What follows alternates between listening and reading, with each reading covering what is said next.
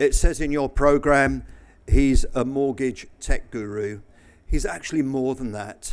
Mark is an absolute legend in our industry. He has shaped our industry, especially on the technology side, bearing in mind the backers of Mortgage Brain were 6 of our biggest lenders. Mark's worked with them. He's built an incredibly strong sales team around him, and he is, without any doubt about it, one of the major movers and shakers in our mortgage industry. So without further ado, I'd really like to welcome Mark Lofthouse to the stage, and I know he's going to go through where he sees how this is going to impact on you, the intermediary, and your customers. Mark, over to you.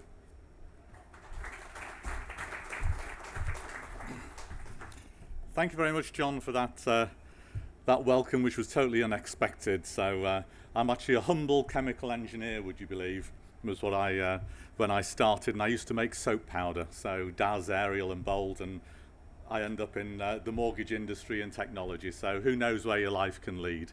You can sort of join the dots up at the end, but you never know where you'll end up when you're at the outset.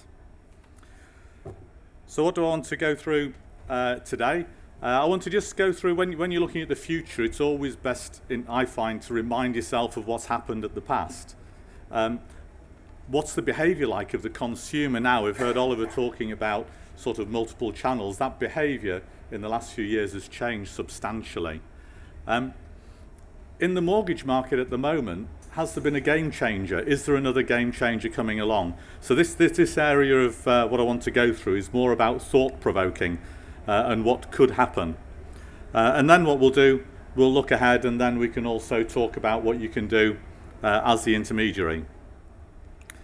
So if we set the scene, unfortunately, I remember that lovely IBM machine, not that particular one, but green screens, and if you're really lucky, you'll never have seen one of those in your life apart from in a museum.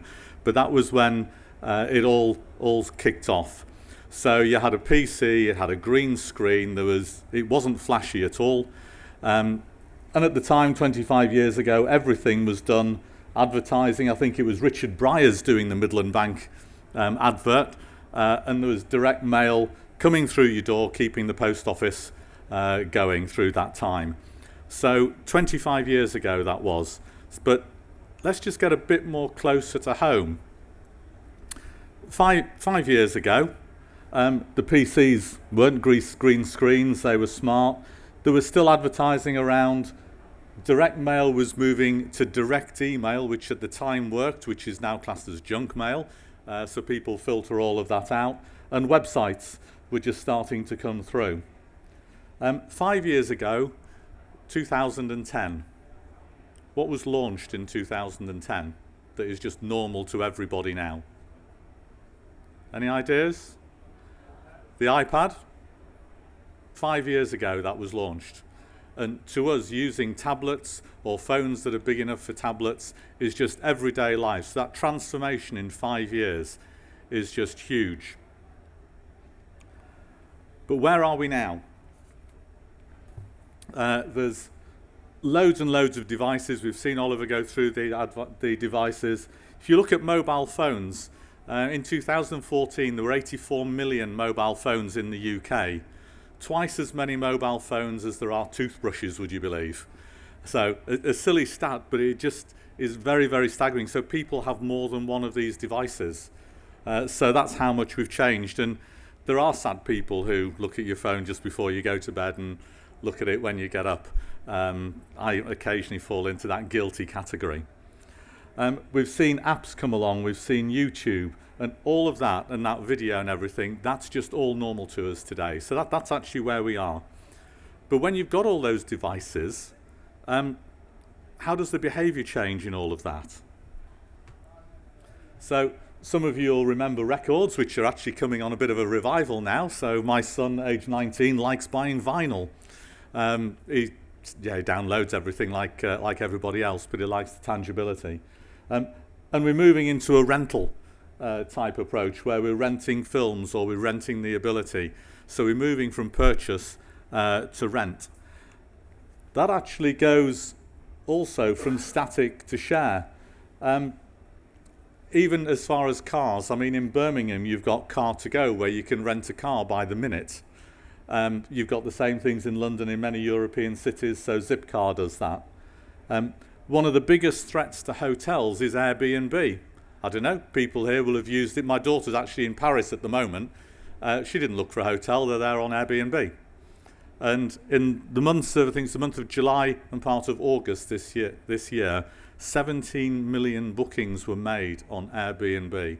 Now that's a huge game changer and threat to the hotel industry. So that behaviour change has happened really, really quickly.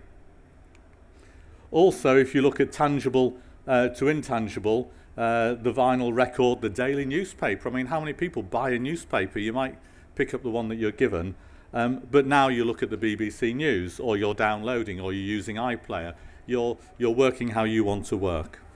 So that behaviour has just fundamentally changed. The behaviour of our customers has just changed. This one always gets me about communication. So I remember sort of, you're on the phone. As a child, get off the phone, it's expensive. That's where we used to be. Totally changed, and what we'd consider talking to each other in a group as chatting. Now, chatting is texting, Facebook, Twitter. It's pictures with Snapchat, Instagram. So the communication that everybody has and expects, whether they're looking at mortgages or anything, is just so radically different. And we haven't really changed to adapt to that. So what about for mortgages? Maybe a far-reaching statement, but a lot of banks and lenders are at the trailing edge when adapting to new technology. You've seen what Oliver's talking about with his sort of current accounts and everything. They're right up there. But with mortgages, they're not. It's a once-in-a-5-year transaction. So they're not adapting to that change. So why is that? There's all sorts of reasons. I've just jotted down 4 here. Whether it's fear, regulation, the time and willingness and wanting to do it. Now this doesn't apply to all banks, obviously, but a lot of banks are just really, really behind the curve on this and need to move. And when they do move, it will be very, very quickly. So in terms of game changers, could there be a game changer in the mortgage market that we don't see on the horizon today? Well, there has been in our financial services market already. But nobody owns the mortgage space. The aggregators don't own it. No banks own it. The intermediaries probably own it more by the localization of the advice that you give. But in the digital world, nobody owns that space.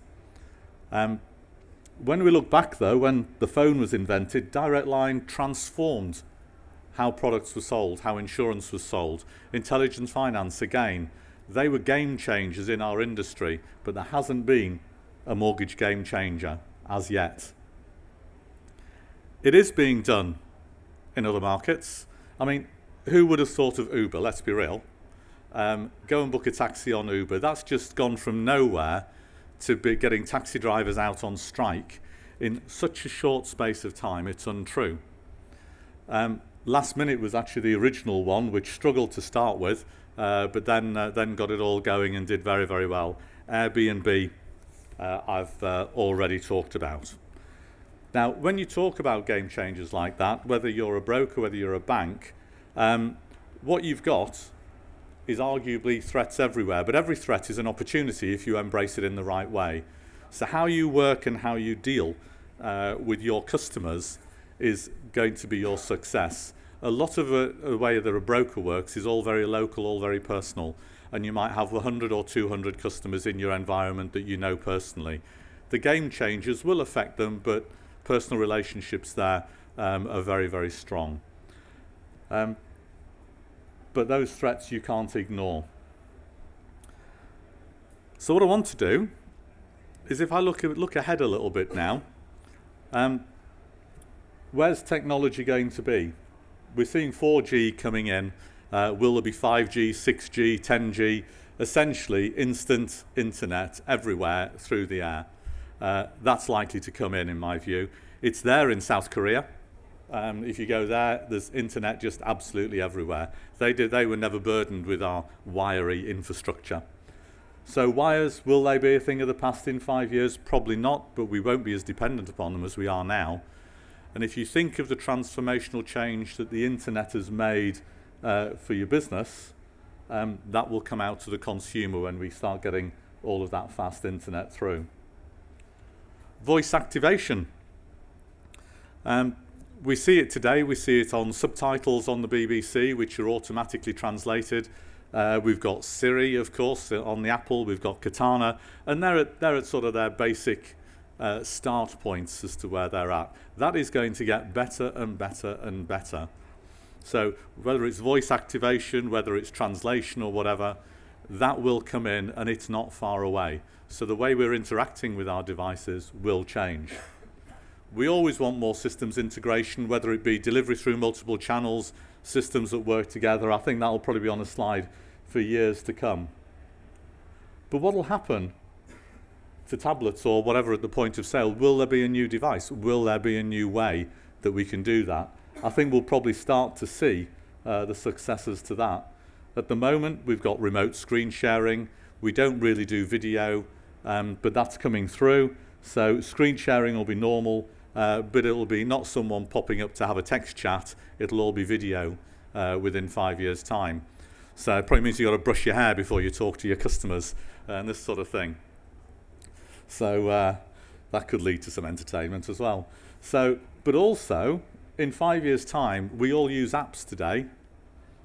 That might have risen and fallen by 5 years, because if you think of the PC on your desk, a lot of the stuff that you use today is in the cloud because it uses the internet. So as soon as we have mobile broadband, why do you need a local app on your phone? Because broadband's everywhere. So the apps could be doing what happened to the CDs, is they could have a very, very short life because everything will go through streaming. So I think that could change quite dramatically. I just want to try and, this is the only sort of mortgage brain thing in here. A lot of people will sort of, whether they poo-poo apps or whatever and say, are they usable in the mortgage industry? Will people use them? We launched a product called UK Mortgages. So if you type in mortgages on your iPhone, it'll come up with UK Mortgages as number one. On the Androids, it's a bit further down, or on Windows. So that's all there. That was launched about 3 years ago. If I'm using posh words, it was a leap of faith. We just took a punt on it. We didn't know whether it was going to work or not. We hadn't got a clue. So we spent a few tens of thousands of pounds building this as a new face into our system. So it's been there for 3 years. So let's just do a bit of interaction. How many people think that that's been used less than 250,000 times? None? How many people say it's been used, what, 250,000 to 500,000 in 3 years? Oh, we're getting there. 500,000 to 3/4, anyone? No takers. It looks like it could have been used a lot. Who's into the over 1 million times? Yeah, and you're all absolutely right. It's been used 1,179,793 times to the end of last month in 3 years. The only advertising we've done on that is PR, and because it got to the front of the App Store, it has just stayed there because it's been downloaded and downloaded and downloaded. That app is designed to help a customer find a broker. So you can't see it really, but down there is a Find a Broker button where anyone who uses our systems is on there, totally free of charge, gets leads free of charge. In that time, there's been over 53,000 broker contacts from this app driving business to brokers, and it was a punt. So if anyone tells me that apps won't take off and apps won't work in our industry, I just don't believe them. So the consumers want to work in the way they want to work, not the way we want to deliver it. So if we go a little bit further ahead, where could we be? Financial passports, so your thumbprint, retinas or whatever, so that you can be identified. Your financial records go along with your fingerprint. Voice and translation, like we saw. I mean, I actually love watching the sci-fi. So someone like on Doctor Who, the TARDIS does wonderful translation, but that will come. It's not far away. It'll probably come a lot sooner than the 25 years, because I struggled whether to put that in the 5-year or 25-year camp. So automatic translation will be there. Maybe we'll use holograms for customer services. Maybe that'll happen. So you'll actually have a hologram of the person that you're talking to, so you're not on video. And maybe, so that one, we first saw that in Star Wars, the hologram, when they were communicating.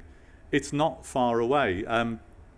There was a program done by the BBC on Tommy Cooper, and he died in 1984. Very sad, but he was a brilliant comedian, and the BBC do an audience with where comedians or people will present to their peers, and they did an audience with Tommy Cooper in 2013, and it was all done using holograms.